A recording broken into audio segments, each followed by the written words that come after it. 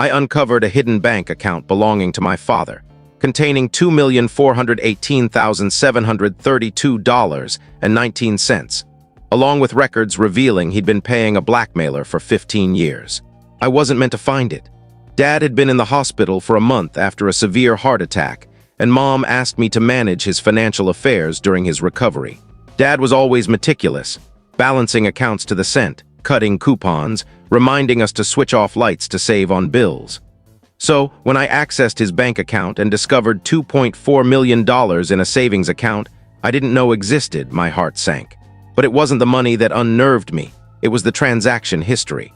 For 15 years, every third Wednesday, $7,500 was transferred to the same account, always with the memo consulting services. I traced the payments back to April 2009, the month my younger brother, Ethan, died in a car crash, the same month our family unraveled. Dad always said the insurance payout from Ethan's accident was minimal, barely covering funeral expenses and a small fund for my education. We lived frugally, drove second-hand cars, shopped at discount stores. I worked 2 jobs to get through college because Dad said we were stretched thin. Yet here was over $2 million, with $7,500 siphoned off monthly for consulting. I contacted the bank. After verifying my authorization, they confirmed the transfers went to JM Solutions LLC, with no further details provided. That evening, I confronted Mom. She was drying dishes when I placed the bank statements on the kitchen table. "What's this?" I asked. Her face paled. The dish in her hands slipped, shattering on the tile floor. She stared at the fragments as if they mirrored our fractured family. "Where did you find these?" she whispered, her voice faint. "Dad's been paying someone $7,500 a month for 15 years, starting right after Ethan's death." "What happened that night, Mom?" She collapsed into a chair, looking aged beyond her years. Her hands shook as she touched the papers. "Your father wasn't supposed to drive that night," she said. "He'd been drinking at his office holiday party." My stomach churned. "Mom, what are you saying?" "Ethan wanted to see a late-night movie with his friends. Your father insisted on driving them." Her voice broke. "The police report said the other driver ran a red light, caused the crash." I felt nauseous. "But that's not the whole story, is it?" Her eyes were empty, haunted. "The other driver, James Monroe, was escaping something that night, something your father knew about." "What did Dad know?" Mom stood, walked to a locked drawer, and retrieved a folder I'd never seen. She handed it to me, trembling. Inside were photos, bank records, redacted police reports, and a letter on legal letterhead dated a week after Ethan's funeral. The letter, addressed to Dad, was signed by Abigail Monroe. "Mr. Thompson," it read, "as discussed, my client agrees to remain silent about the events of December 20th, 2009, in exchange for the agreed-upon monthly payments. Failure to comply will result in all evidence being released to the authorities." I stared at the signature. "Monroe, related to the other driver?" Mom nodded, her face etched with years of suppressed grief. "His older sister, a lawyer." "Mom, what's she hiding? What evidence?" Mom closed her eyes as if speaking caused physical pain. "James Monroe was fleeing a hit-and-run when he crashed into Ethan's car. He'd struck a pedestrian downtown and sped off to cover it up." "Why was Dad being blackmailed?" "Because," she whispered, "your father saw it happen." The room spun. "What?" "Your father was walking to his car after the party. He saw Monroe hit the pedestrian, saw him drive away. He got the license plate and took a photo." "Then why didn't he report it immediately?" Mom's voice shattered. "He tried, but by the time he reached his phone, James had already crashed into Ethan's car 6 blocks away. Your father had to choose, report the hit and run or rush to save his son." I felt sick. "He chose Ethan." "But Ethan was already gone," Mom said, tears streaming. "The crash killed him instantly, along with his friends, Lucas Carter and Nathan Lee. Your father tried CPR until the paramedics arrived, but it was too late. All 3 boys died, and James Monroe was unconscious, trapped in his wrecked car." The names hit like blows. Lucas and Nathan were Ethan's closest friends since kindergarten. I remembered their funerals, their grieving families, our town's collective sorrow. "So Dad never told anyone what he saw?" "Not at first. He was devastated, mourning. The police questioned him about Ethan's crash, but he only spoke about that. He said he'd address the hit and run later, after we'd buried our son." I looked at the folder's contents. Traffic camera images showing Dad's car downtown, timestamps proving he was there during the hit and run, a screenshot of the photo he took of Monroe's license plate. "Then Abigail Monroe came to our house the day after Ethan's funeral," Mom continued. She'd done her homework. She knew your father had been drinking at the party, knew he drove Ethan and his friends, knew his blood alcohol level was 0.09, just over the legal limit from hospital tests after the crash. The pieces clicked together, and I felt ill. She had proof Dad was driving drunk. Mom nodded. Security footage from the restaurant lot showed him unsteady, getting into his car. She threatened to tell everyone he was a drunk driver who killed his own son and 2 other kids. ILLE unless he paid her to keep quiet. Mom's voice was barely audible. She said if he reported James's hit and run, she'd ensure everyone knew your father was the real criminal. She'd ruin his life, send him to prison for vehicular manslaughter. The words struck like knives. But the other driver ran the red light. Doesn't matter, Mom said. She had powerful allies, lawyers, money, influence. She convinced your father no one would believe his story. Even if they did, he'd still face charges for driving drunk with kids in the car. She painted a future where he'd be imprisoned, our family destroyed, you growing up believing your father killed your brother. I thought of Dad's guilt-ridden eyes whenever Ethan's name came up, how he'd leave the room, how he'd aged rapidly after the crash.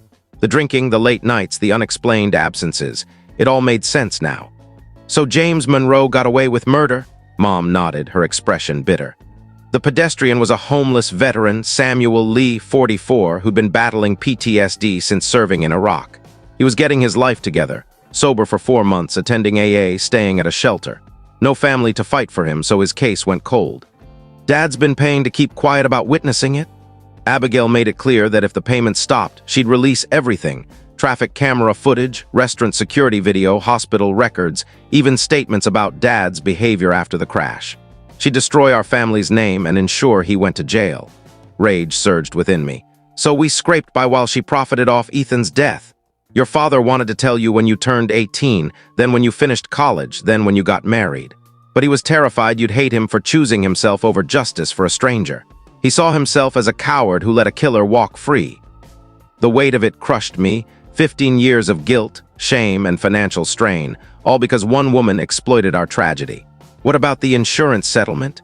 Mom gave a hollow laugh. There was no real settlement. The insurance company blamed Dad's drinking, paid only $60,000, barely enough for 3 funerals. Everything else came from his salary and that hidden account. Where did the $2 million come from? Your grandfather's life insurance. He passed 7 months before Ethan.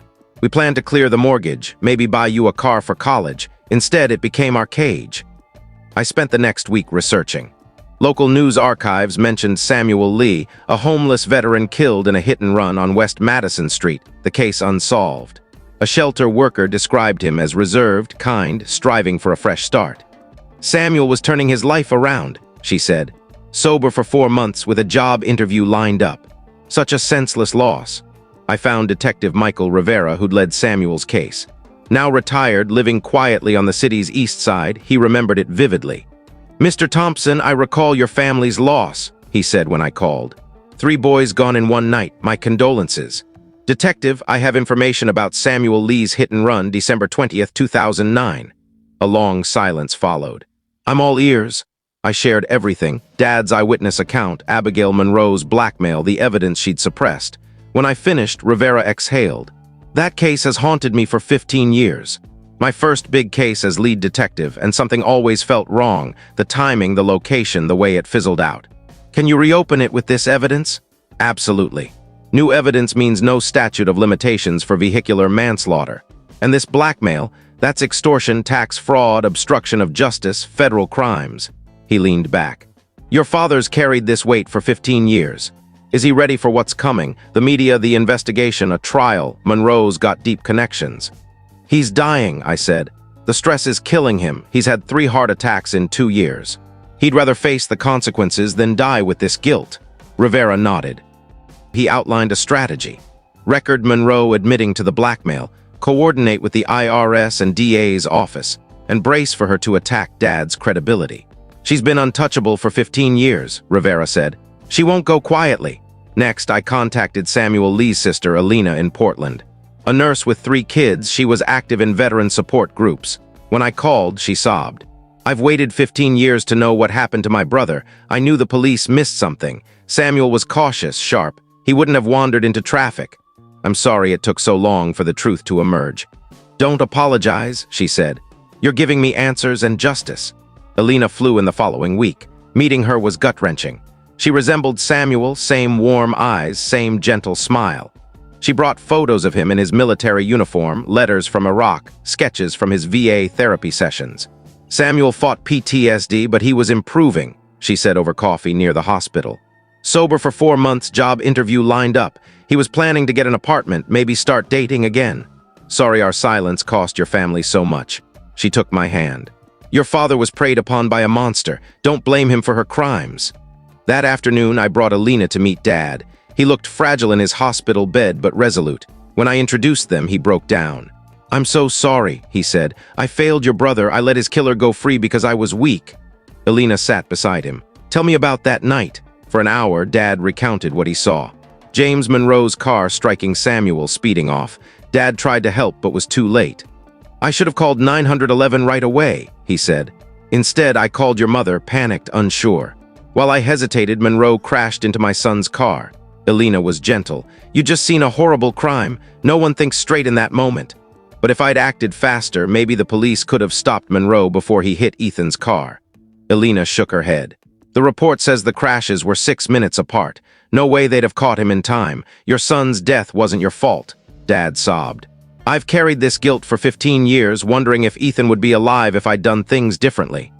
"He wouldn't be," Alina said firmly. "James Monroe was drunk, on drugs, fleeing a crime. He was going to hit someone that night. It just happened to be your son." Over the next few days, we built our case against Abigail Monroe. Rivera connected me with Assistant DA Laura Martinez, a seasoned prosecutor known for tackling corruption. "This is a prosecutor's dream," Martinez said, reviewing the evidence. "Clear proof of extortion, tax fraud, obstruction, and profiting off a murder cover-up. No jury will sympathize with her." She warned of Monroe's defense strategy. "She'll claim your father was the real criminal, drunk, causing the accident, now framing her to dodge blame. She'll say his photo of her brother's license plate could have been taken any time, that he stalked James to stage the crash and cover his own crimes." Martinez showed me Monroe's file. She'd been tracking her for years. Abigail Monroe is cunning, ruthless, connected. She's represented judges, council members, the governor's aide. She knows every secret in this city. So what's our plan? We hit the financial crimes first: tax evasion, money laundering, charges that don't rely on your father's story. Once we've got her on those, we leverage that to get an extortion confession. The IRS was already investigating JM Solutions, LLC, after my tip about unreported income. They'd traced the money through shell companies, offshore accounts, fake expenses. "She's clever," an IRS agent said, "but clever criminals make big mistakes. Her financial records don't add up." While the federal case built, Rivera and I gathered blackmail evidence.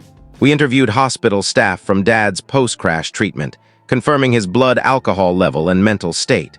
We secured restaurant security footage. Most crucially, we planned to confront Monroe directly. The plan was risky but straightforward. I'd visit Monroe's office wearing a wire from the DA. If she admitted to the blackmail, we'd have her. "You're a civilian," Martinez coached. "Anything she says willingly is admissible. She's arrogant, thinks she owns your family. She'll want to gloat." Rivera fitted me with a discreet wire in my jacket button. "This'll catch every word," he said. "Get her talking, let her incriminate herself." Thursday morning, I dressed in my sharpest suit and drove to Monroe's law firm, a gleaming 32-story tower funded by our pain. Her office spanned the 29th floor. "I'm here to discuss the Thompson account," I told the receptionist, who tensed and made a quick call before leading me to Monroe's corner office.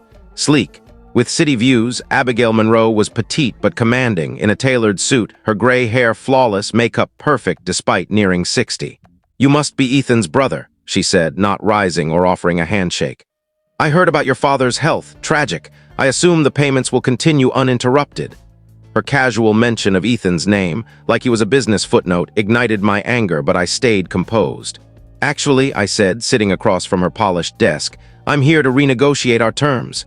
She leaned back, fingers clasped. "I wasn't aware our agreement allowed for changes."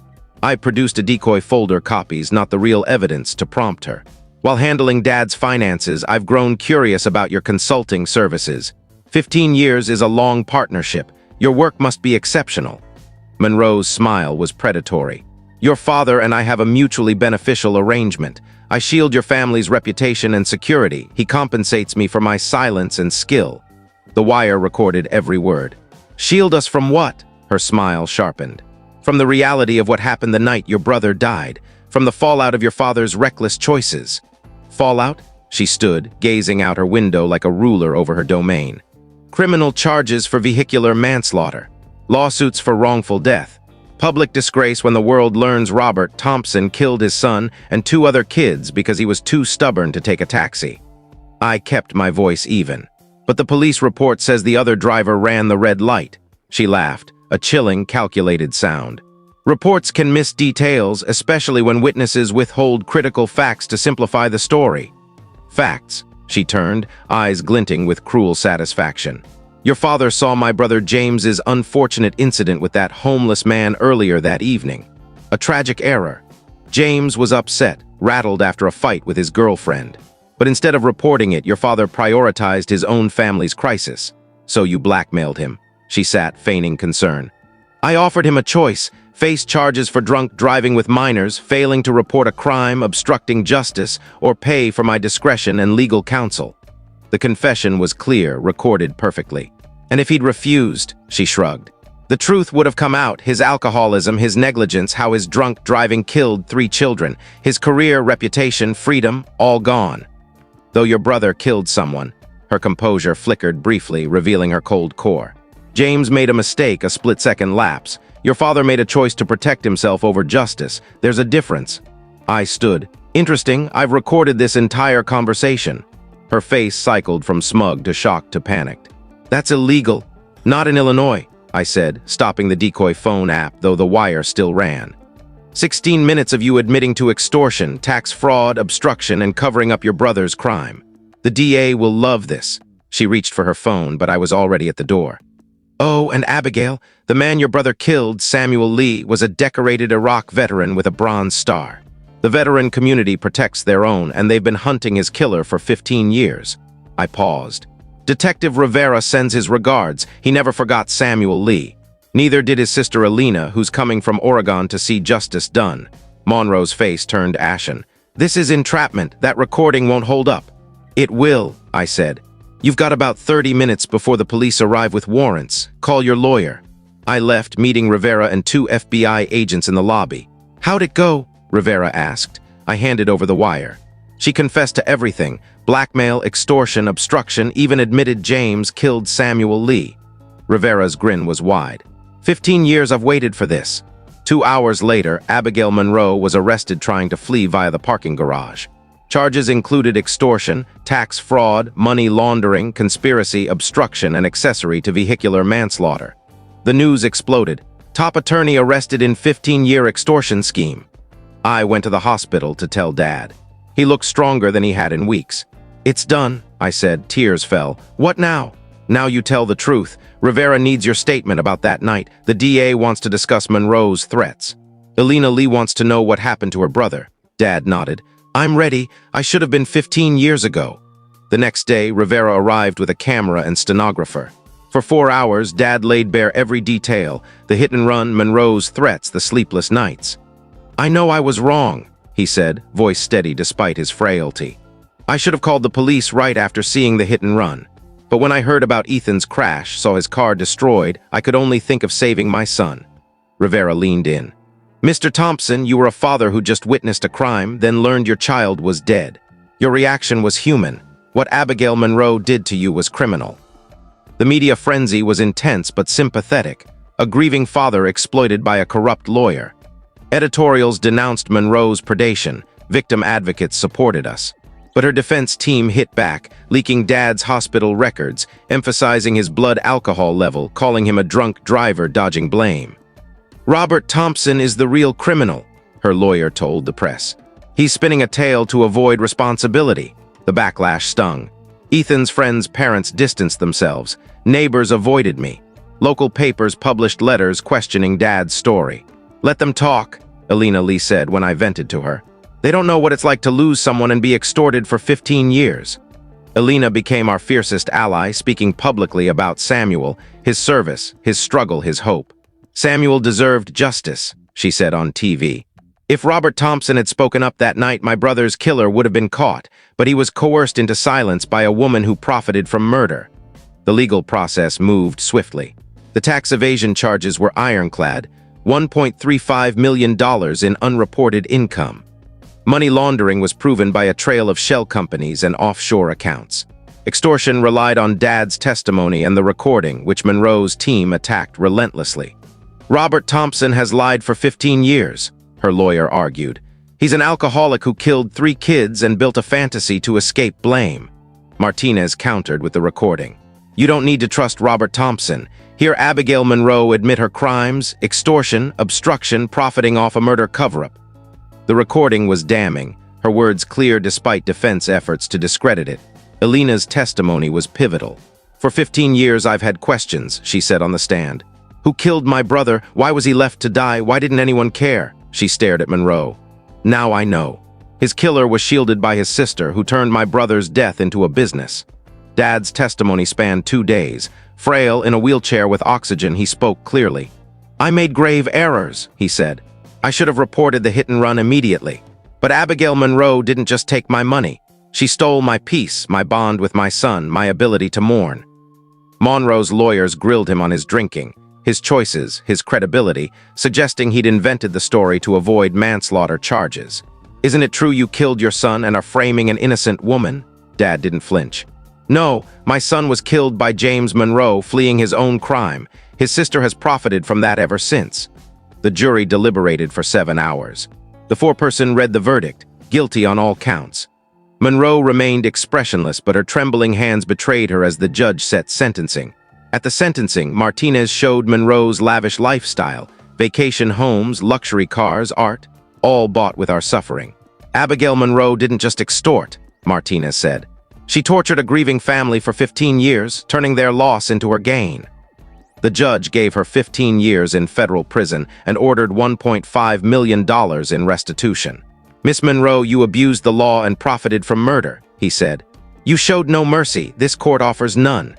James Monroe died in a care facility during the trial, never knowing his crime was exposed. Some call it mercy. Others, just as the veteran community, embraced us post-verdict, holding a memorial for Samuel Lee, attended by hundreds honoring his service. Dad spoke, despite his condition. Samuel Lee served bravely in Iraq, he said. He survived war, only to die on a city street. His death was worsened by 15 years of injustice. Today, we honor his sacrifice. The VFW named their veteran outreach program after Samuel. Elena started a foundation for homeless veterans. Samuel's death had to matter, she said at the memorial.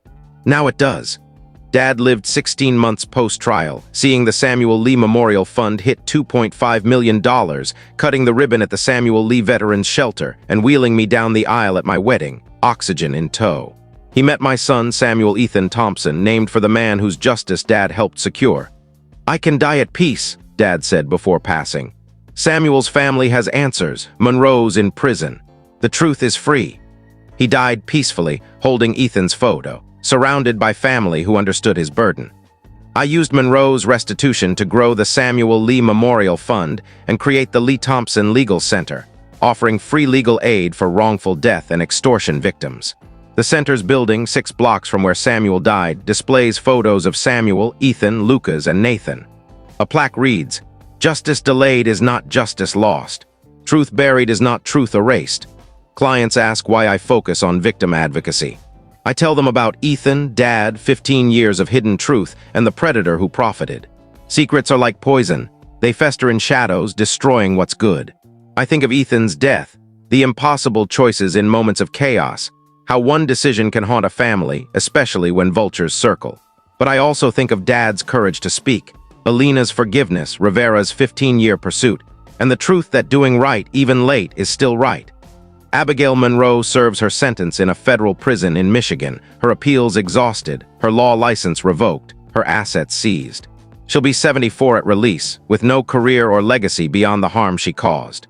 I hope she thinks daily of Samuel Lee, Ethan, Lucas, and Nathan. Boys killed because her brother fled his crime. Justice isn't perfection. It's courage, the courage to act rightly, even when it's hard, even 15 years late. The Lee Thompson Legal Center has aided over 250 families, recovering millions in settlements and jailing corrupt officials. Our greatest victory is proving that truth, no matter how long buried, always rises.